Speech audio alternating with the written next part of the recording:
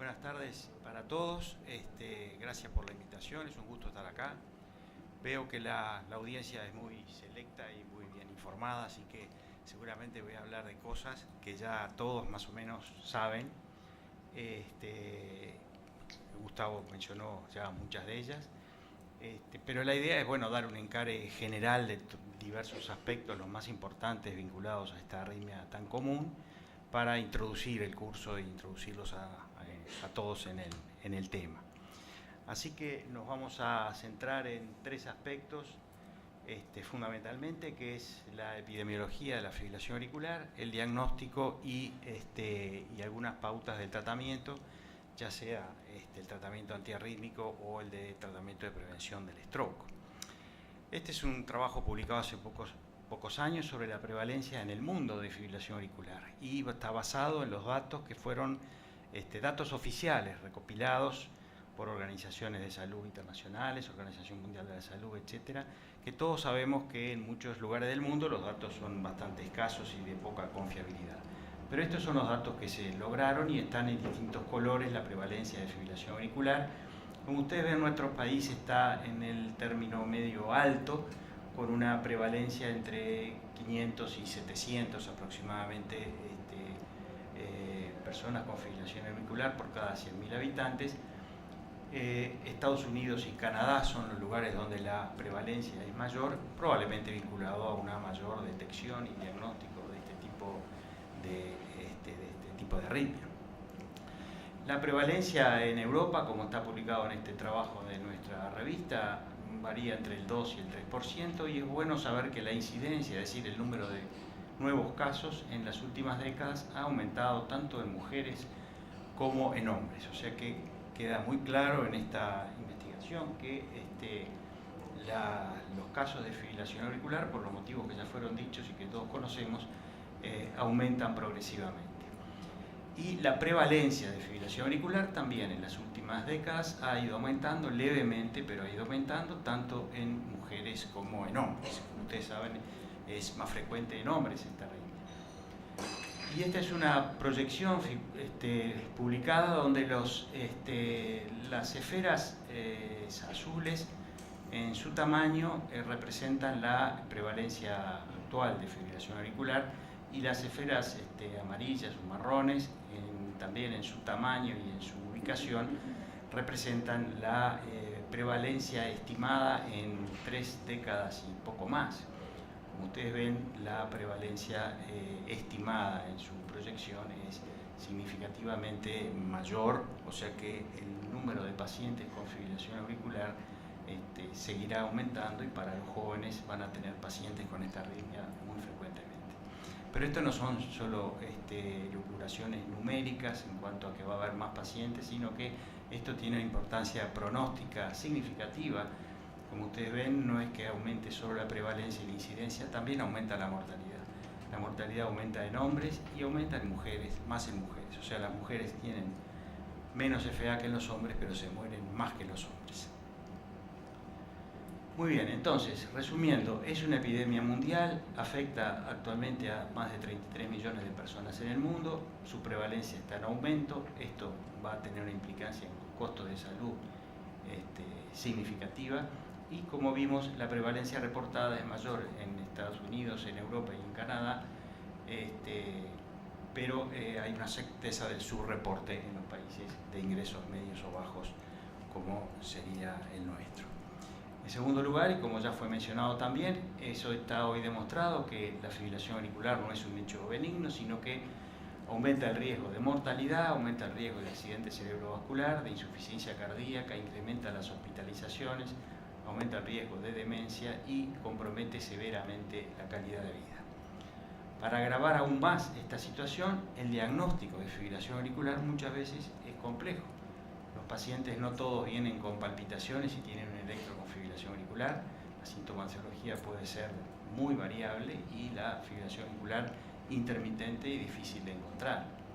Y además, entonces, y para hacerlo todavía más complejo, el tratamiento de los pacientes que sí están diagnosticados no es apropiado. Y globalmente, en el mundo, menos del 50% de los pacientes con riesgo elevado de embolia por los índices actuales reciben un correcto tratamiento antitrombótico.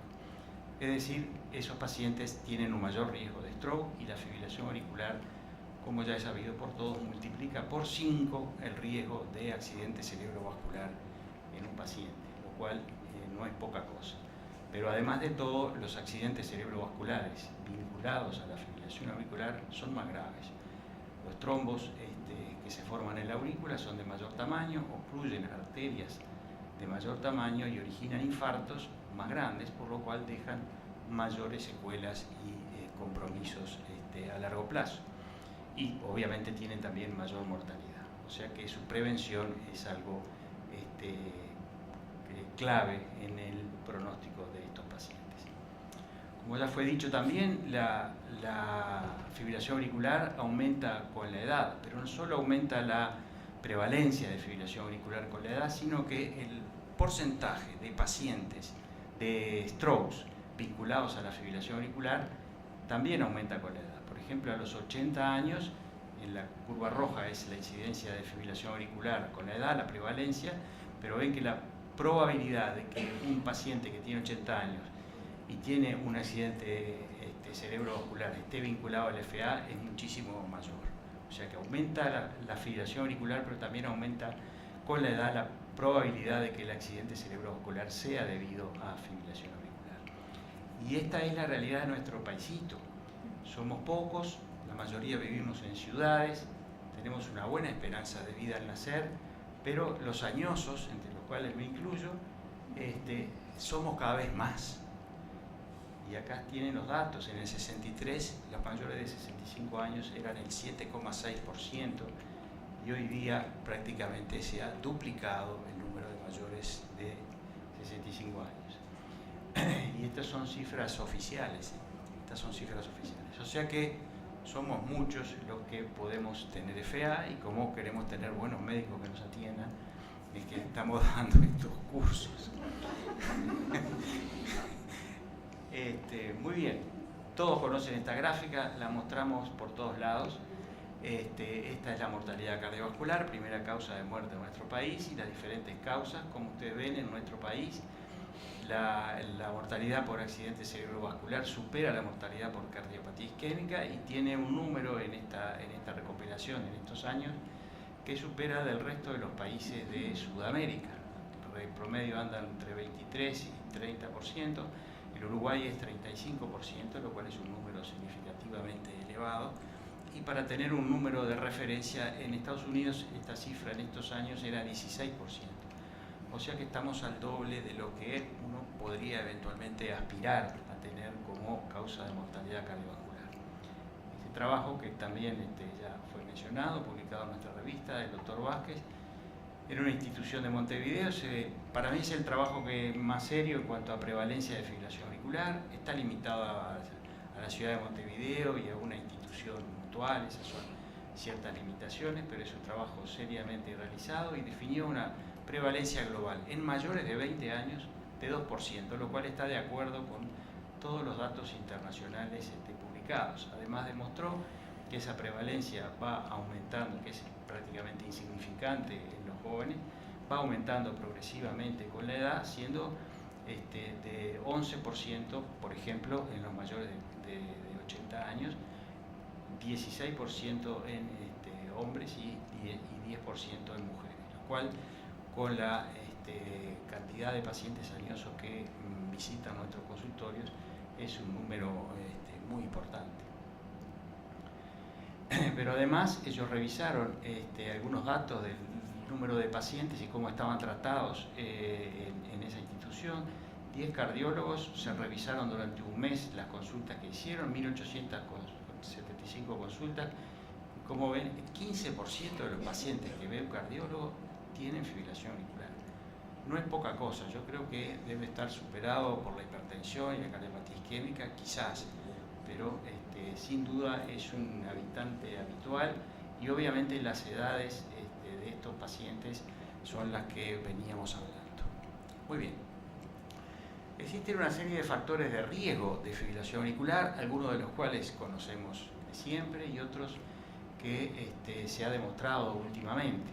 Hay factores de riesgo que son no modificables, la edad, el sexo y la predisposición genética. Pero hay otros que sí son modificables. El sobrepeso y la obesidad es un factor de riesgo que últimamente se le ha dado enorme trascendencia. La hipertensión arterial, todos lo sabemos, diabetes, insuficiencia cardíaca, la apnea del sueño, algo que debe ser interrogado y detectado o estudiado en cada paciente, en todos los pacientes con este tipo de arritmias, el tabaquismo, las dislipemias, el alcoholismo, el hipertiroidismo, patologías pulmonares de otra etiología, la polución del aire se ha demostrado también como un factor de riesgo, y el ejercicio excesivo que determina una hipertonía vagal y muchas veces fibrilación auricular de causa vagal, de mecanismo vagal excesivo. En cuanto a los aspectos genéticos, es bueno recordar algunos de ellos. Por ejemplo, de este trabajo publicado hace unos pocos años, vemos que aquel que tenga un familiar de primer grado, menor de 60 años, que tiene fibrilación auricular, tiene 5 veces más chances de tener fibrilación auricular que otra persona. O sea que hay factores genéticos que seguramente influyen, que no podemos manejar todavía, y hay una serie de mutaciones que se han descrito en pacientes con FA.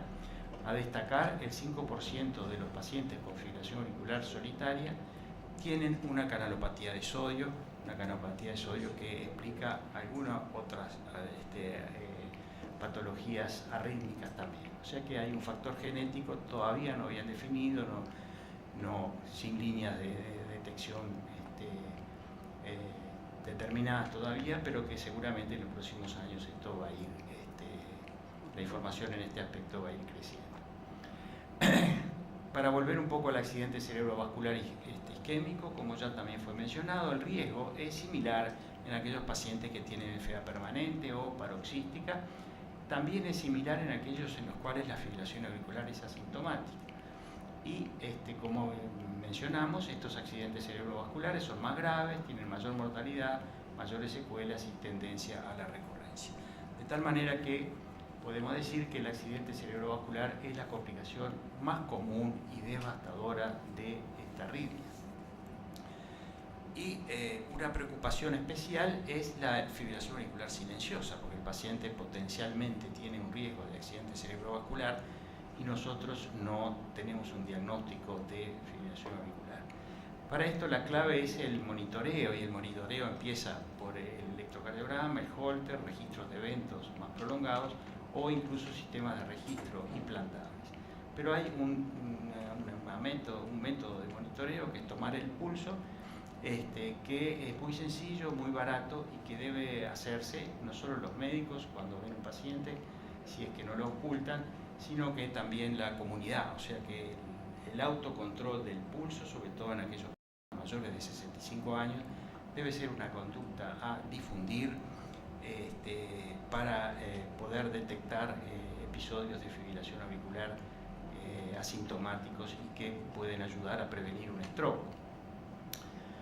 Entonces, es bien conocida esta clasificación del accidente cerebrovascular isquémico, donde la mitad de los accidentes cerebrovasculares isquémicos están vinculados a enfermedades de pequeño o de gran vaso. Hay otra cuarta, quinta parte que está vinculada a embolias cardíacas, pero hay una cuarta parte que no sabemos la causa y que se denominan accidentes cerebrovasculares criptogénicos o stroke criptogénicos. Como yo les decía, el control del pulso o otros métodos de detección de FA un poquito más sofisticados, como que utilizamos nosotros, sofisticados pero accesibles a cualquier teléfono celular inteligente o aplicaciones muy sencillas de bajar y gratuitas. Este es un sistema que utilizamos nosotros, que es un pequeño adhesivo, parche que va colocado en el teléfono celular, se baja una aplicación en forma gratuita y cuando el paciente tiene algún síntoma o periódicamente registra su electrocardiograma, que lo envía por mail. Acá lo envió el 31 de julio a tal hora, el paciente tuvo palpitaciones, es una paciente del departamento de Paysandú, registró su electrocardiograma con este aparatito y me lo mandó por mail, y estaba registrada la fibrilación auricular. En los pacientes con ACV criptogénico, creo que todos tenemos asumido, sí, estos pacientes han sido estudiados correctamente o son estudiados correctamente. aproximadamente. Vamos a ver que no siempre es así. Y también, a pesar de que es bien conocido que cuanto mayor sea el tiempo de monitorización que empleemos en este paciente, mayor va a ser la probabilidad de diagnosticar una fibrilación auricular. O sea, el 2% si monitorizamos al paciente 24 horas con un Holter de 24 horas. Si lo monitorizamos una semana, tenemos el 4% y llegamos con un mes de monitorización casi al 15% del diagnóstico de fibrilación auricular. O sea que nos tiene que quedar claro que un simple electro o un simple Holter no es suficiente. Pero miren este estudio que fue publicado este año de un registro canadiense, para que vean que en todos lados las dificultades son similares. Este es un registro canadiense de una red de stroke. Y acá se tomaron casi 18.000 pacientes con accidente cerebrovascular cuya causa no se conocía, y solamente el 30% se les hizo un Holter. Fíjese, esto es los primeros 7 días, los primeros 30 días y los primeros 90 días.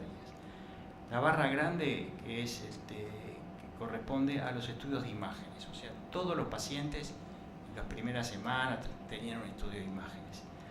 La barra intermedia corresponde a un ecocardiograma, todos los pacientes tenían un ecocardiograma. Sin embargo, un simple Holter de 24 horas, no estamos hablando de una semana de monitorización, ni de un mes de monitorización, en 90 días el 30% de los pacientes solamente tenían un Holter de 24 horas en Canadá y habían tenido un accidente isquémico transitorio. Este es otro estudio muy interesante, hecho en los países nórdicos. Simplemente se tomó en una comunidad cerrada, se reclutó a todos los pacientes que tenían entre 75 y 76 años, independientemente de ningún factor de riesgo y que no tuvieran fibrilación auricular documentada. Y se les dio un aparatito y los pacientes o las personas 2 veces al día tenían que registrar su electrocardiograma. Al cabo de 15 días, la curva de pacientes en las cuales se registraba fibrilación auricular crecía de manera continua. De tal manera que el screening de fibrilación auricular está hoy día establecido, y las guías europeas lo incluyen en su última versión, ya lo incluían en la anterior, y son las únicas guías que lo incluyen, el screening de FEA. Nosotros hemos desarrollado un programa con mayor o menor éxito de enseñanza de la toma del pulso a niños en las escuelas, para tratar de que esos niños, sabiendo controlar el pulso, le controlen el pulso a sus padres y a sus abuelos, tíos, etc. Pero vamos a repasar lo que dicen las guías, y las guías recomiendan el screening oportunístico. Eso significa cada vez que un paciente va al médico y es mayor de 65 años, o el paciente mayor de 65 años que debe ser entrenado en tomarse el pulso, se haga el autocontrol del pulso, y esto es una sugerencia de clase 1 con un nivel de evidencia B. Obviamente los pacientes que han tenido un accidente cerebrovascular isquémico, transitorio o no, deben ser monitorizados por lo menos 72 horas. Si los pacientes tienen un marcapaso o un cardiodefibrilador, debe ser interrogado específicamente por los que lo controlan y buscar episodios de frecuencia rápida, y ahora nos vamos a referir a eso. Y estas 3 recomendaciones son con clase 1 y nivel de evidencia B.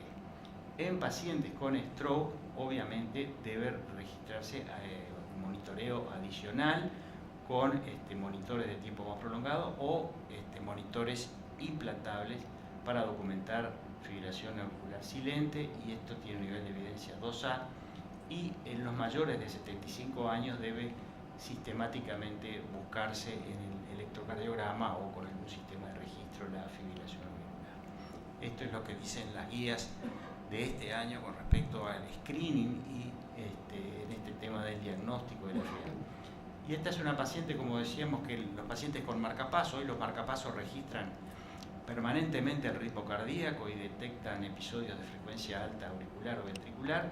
Ustedes ven, esta es una paciente que no tenía antecedentes de fibrilación auricular, que se le implantó un marcapaso, y cuando viene a controlarse se ve que el porcentaje de tiempo de fibrilación auricular es de 4% a lo largo del día. Esto fue demostrado por este ensayo clínico y por otros, pero en este ensayo se tomaron pacientes de mayores de 65 años, hipertensos, a los cuales se les colocaba un dispositivo, pero que no tenían historia de fibrilación auricular, fueron seguidos casi 3 años, y 36% de estos pacientes presentaron taquiarritmias auriculares mayores de 6 minutos y de 190 de frecuencia. Y este hecho aumentaba en 2,5 veces el riesgo de stroke o de embolia sistémica. Basándose fundamentalmente en este estudio, las guías de este año de la Sociedad Europea incluyen entonces este algoritmo cuando uno detecta un episodio de frecuencia auricular rápida en el control de un marcapaso o desfibrilador. Si uno encuentra un episodio de más de 5 o 6 minutos y más de 180 de frecuencia, debe hacerse la estratificación de riesgo con el score de Chad-VAS, y si el Chad-VAS es 0, no preocuparnos, pero si el Chad-VAS no es de 0, hay que tratar de registrar esa fibrilación auricular. Como se dijo, el diagnóstico es electrocardiográfico, entonces hay que tratar de registrar esa fibrilación auricular. Y si la fibrilación auricular es registrada y diagnosticada, entonces, y el paciente tiene un Chad-VAS que lo merezca, como dijimos, entonces debe iniciarse anticoagulación oral. Muy bien, estos son otros datos también para tener en cuenta cuando vemos un paciente que debuta, que le encontramos la fibrilación auricular, debuta con fibrilación auricular. Son datos del estudio Garfield, recientemente publicado, es un registro de muchos miles de pacientes en múltiples países, y aquí esta gráfica muestra resumidamente qué pasó con la mortalidad, el accidente cerebrovascular y los sangrados en este tipo de pacientes que acá en el tiempo cero de la gráfica fueron diagnosticados con fibrilación auricular. Como ustedes ven, tanto la mortalidad como la prevalencia del accidente cerebrovascular como el sangrado fueron significativamente más frecuentes en los primeros meses luego del diagnóstico. Quiere decir que cuando nosotros diagnosticamos un paciente con fibrilación auricular, tenemos que darle especial atención. La fibrilación auricular puede ser la única enfermedad del paciente o puede ser una manifestación más de una enfermedad vascular del paciente, una expresión más que está poniendo en riesgo su vida y a corto plazo. Quiere decir que tenemos que hacerle los estudios adecuados para tratar la arritmia, pero para valorar su condición cardiovascular general, porque seguramente la fibrilación auricular es una enfermedad un poquito más compleja que una arritmia en la aurícula. Y la mortalidad de este tipo de estos pacientes estuvo relacionada al valor del Chad-VAS que tenían y al Hasbled que tenían. O sea que también hacer una correcta estratificación de riesgo del paciente no solo nos va a hablar de su riesgo de accidente cerebrovascular, sino también de su riesgo de muerte. Y para terminar entonces, alguna breve mención a los distintos aspectos del tratamiento de la fibrilación auricular. Obviamente hay cambios en el estilo de vida, en todas las cosas que vimos que podían favorecer la fibrilación auricular. La anticoagulación está presente en todas las etapas de evolución de esta arritmia, y finalmente el tratamiento de la arritmia, que podrá ser con control de la frecuencia o control del ritmo. Ya fue mostrado este diapositivo, pero solo para recalcar que la anticoagulación está presente en todas las etapas después que la fibrilación auricular es diagnosticada, y que el pronóstico de la paciente con fibrilación auricular depende de dos cosas fundamentales, que es la prevención del stroke y la prevención de la falla cardíaca. Ahí se está jugando el pronóstico, y ahí tenemos que jerarquizar entonces nuestras actitudes. Obviamente la prevención del stroke pasa por el uso de los anticoagulantes en los pacientes que lo tienen indicado, pero como ya vimos, la indicación de anticoagulante muchas veces no es la necesaria o no es la suficiente, porque muchas veces se sobreestima el riesgo de sangrado, no se hace una adecuada estratificación de riesgo o existen dificultades por parte de la adherencia del paciente. Y eso lleva a estos resultados que hacen que, como decíamos, en los distintos países del mundo y globalmente menos del 50% de los pacientes que lo merecen reciban tratamiento anticoagulante.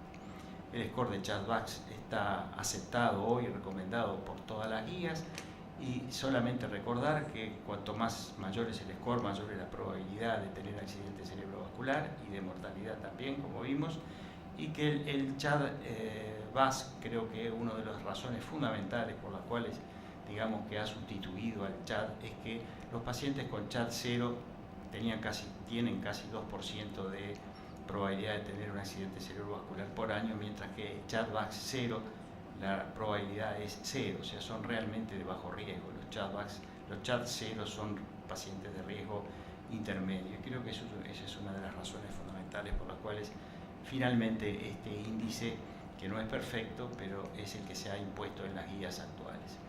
Y de acuerdo a eso, si el paciente tiene una válvula mecánica o una estenosis mitral severa, cuando hablamos de FA no valvular, estamos hablando FA sin una estenosis mitral severa. Todas las demás valvulopatías entran dentro de las FA no valvulares.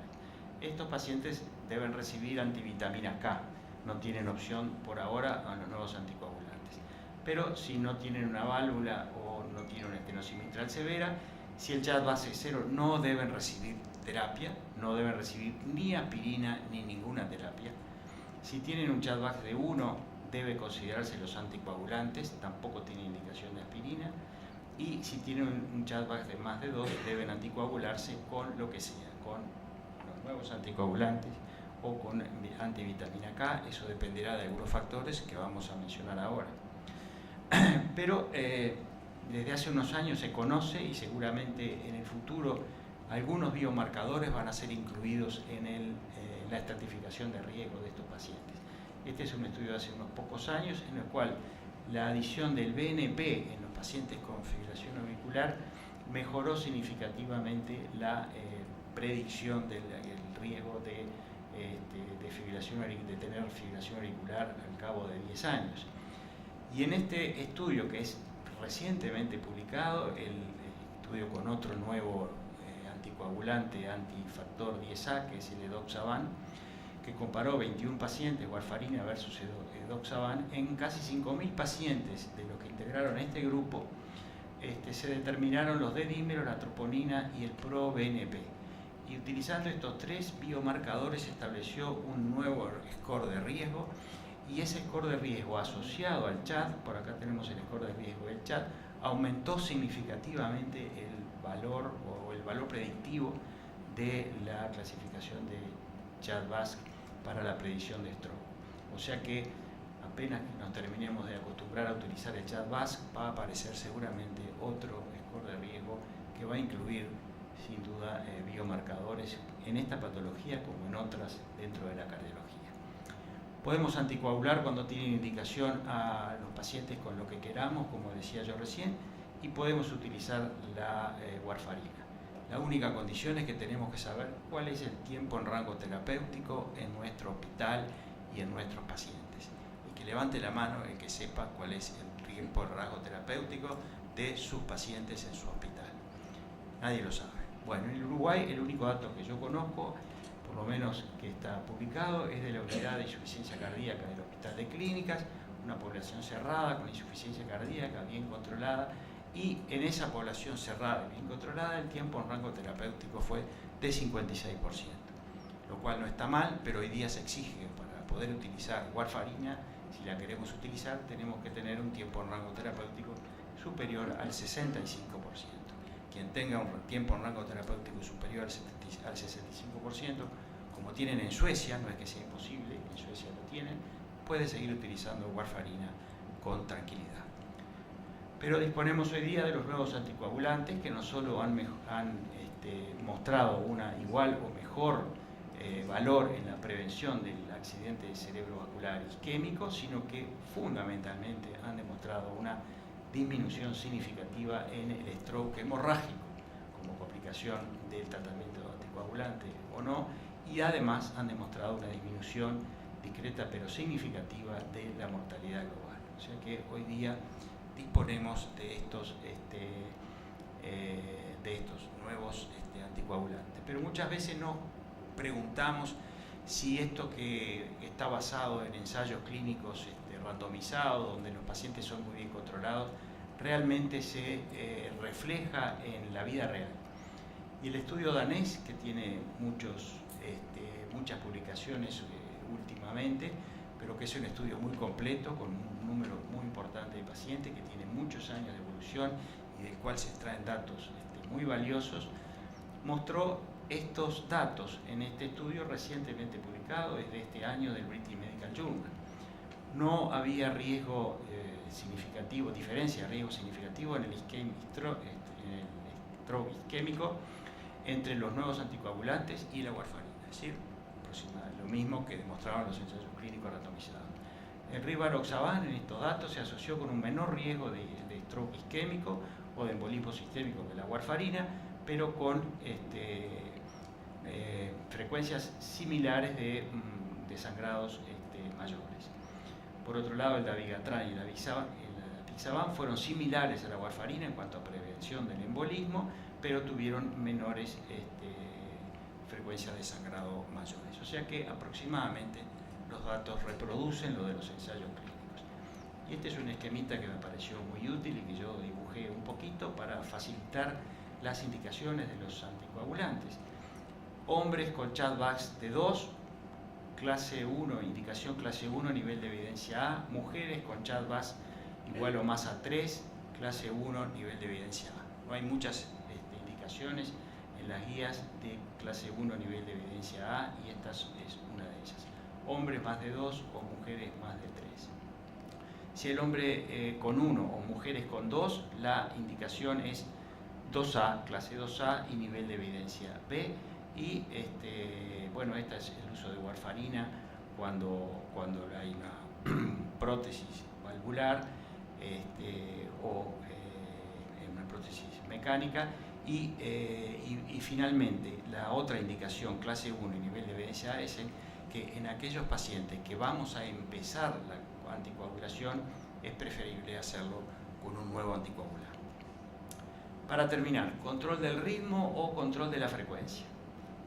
Este es un estudio que me parece fundamental, es muy serio, con muchos pacientes, y demostró que seguidos a largo plazo, si uno utiliza una estrategia de control de la frecuencia o de control del ritmo, si utiliza una de control de la frecuencia, inicialmente los resultados van a ser buenos, pero a largo plazo la mortalidad va a ser mayor con el control de la frecuencia que con el control del ritmo. O sea que dentro de lo razonable debemos tratar de mantener al paciente en ritmos sinusal utilizando los recursos disponibles.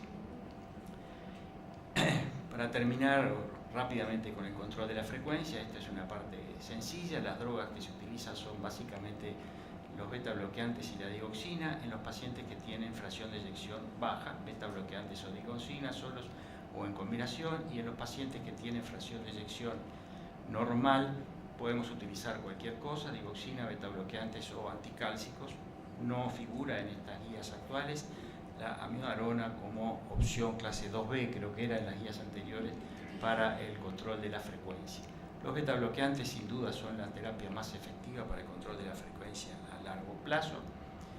Y para el control del ritmo voy a saltear esa gráfica que era de las guías canadienses y me voy a concentrar en las guías europeas de este año. Control del ritmo en la fibrilación auricular. Vemos que ya sea el paciente que no tenga cardiopatía isquémica o tenga insuficiencia cardíaca, el primer paso que fue incluido es simplemente la elección del paciente en cuanto al tratamiento. Eso es un poco lo que decía el doctor Tortajada. Estos pacientes llevan tiempo porque hay que explicarles muchas cosas a los pacientes. A veces algunos entienden fácilmente, otros no tanto, pero hay que compartir las decisiones terapéuticas con el paciente, cualquiera que éstas sean, porque todas pueden ser importantes. En el paciente que no tiene cardiopatía, entonces, discutido con el paciente, las opciones son drogas, cualquiera, ese paciente puede tomar cualquier cosa, no tiene cardiopatía, o ablación. Como ustedes ven, drogas o ablación está al mismo nivel y esa es una opción del paciente. Paciente con cardiopatía isquémica o enfermedad valvular o hipertrofia ventricular izquierda, también discutido con el paciente. Las drogas son menos ya las que se pueden usar: dronedarona, sotalol o amiodarona, o ablación. mismo nivel, eso es opción del paciente, mismo nivel de evidencia, no es primero uno y después otro. Y lo mismo el paciente con insuficiencia cardíaca, en ese caso la droga a usar, la única prácticamente es la amiodarona o la ablación. O sea que estas guías creo que dan un cambio muy importante. En primer lugar, jerarquizan la participación del paciente en las decisiones y jerarquizan el rol de la ablación por catéter en este tipo de pacientes. Como ya también fue dicho, se usan drogas no antiarrítmicas para prevenir la fibrilación auricular en pacientes con insuficiencia cardíaca y fracción de eyección reducida para prevención primaria y en pacientes hipertensos para prevención primaria. Prevención secundaria es clase 3, o sea que no tienen, digamos, estas drogas lugar en el tratamiento para prevención de fibrilación auricular si ya el paciente ha tenido fibrilación auricular. Y ya es conocido hace muchos años que el uso de este tipo de medicaciones de alguna manera mejora la evolución post-cardioversión eléctrica en cuanto a la recurrencia de fibrilación auricular. Y para terminar, algo que también fue mencionado por el doctor Tajada en el sentido de no desmoralizarse, los tratamientos van a fallar. Esto es una arritmia crónica, es recurrente, es volvedora, es cariñosa, vuelve siempre. Y entonces las terapéuticas van a fallar y no tenemos que enloquecernos y cambiar ante la primera falla de tratamiento. Siempre hay que mirar las cosas en perspectiva. Si un paciente tenía un episodio de fibrilación auricular por mes y con un tratamiento el paciente pasa a tener uno cada 6 meses, bueno, el paciente nos dirá si eso es aceptable o no es aceptable. Lo que no es aceptable es que ante un episodio de fibrilación auricular estemos cambiando el tratamiento o la estrategia permanentemente. Entonces, si han fallado las drogas básicas y más usadas, flecainida, propafenona, sotalol, bueno, discutir con el paciente, podemos pasar a amiodarona, podemos pasar a otra de estas drogas antiarrítmicas o podemos eventualmente ir a la ablación. Si falló la amiodarona, podemos ir a la ablación o a una terapéutica híbrida, que ahora vamos a hablar, y si falló la ablación con catéter, que también puede suceder, también se puede ir a una terapéutica híbrida, repetir la ablación o utilizar otro tipo de antiarrítmicos. Y la terapéutica, si todo esto ha fallado, se puede ir a cirugía de FA, dejarlo fibrilado y controlar la frecuencia o ir a una terapia híbrida. Y la terapia híbrida no es ni más ni menos que la combinación de estas terapias, ablación más drogas más lo que fuera, para tratar de